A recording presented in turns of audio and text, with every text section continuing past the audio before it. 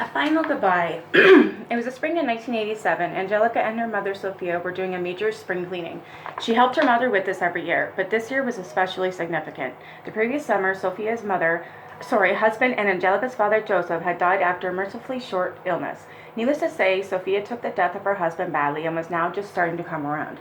The spring cleaning was therapeutic and symbolic of starting out new. Much of her husband's belongings would be donated to a local charity. She carefully packed his things away while reminiscing about him.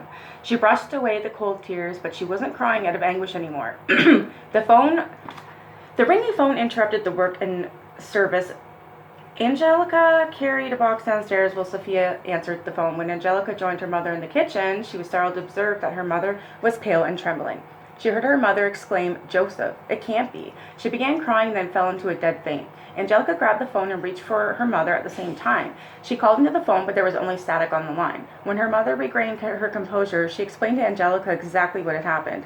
When she answered the phone, she was greeted by an unmistakable voice of her deceased husband. He repeated her name several times. "Sophia, is that you? Can you hear me?" It sounded like long distance but a bad connection. Her daughter had not heard the voice of her father, but her mother was unequivocally convinced that it was her beloved Joseph. She reasoned that, as she was reminiscing and offering up a final goodbye to her husband, he had wanted to say one last goodbye to her. Whatever truly happened, her mother felt blessed by the event and achieved long-awaited closure and peace of mind. In 1979, Dr. Scott Rogo and Raymond Bayless co-authored a book entitled Phone Calls from the Dead, in which they documented such phenomena.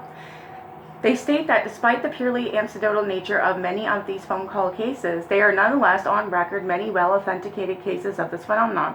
They go on to say that there are a wide variety of these phone calls and that the ghostly callers usually seem surprised or stunned that they are able to even get through to the living. No wonder.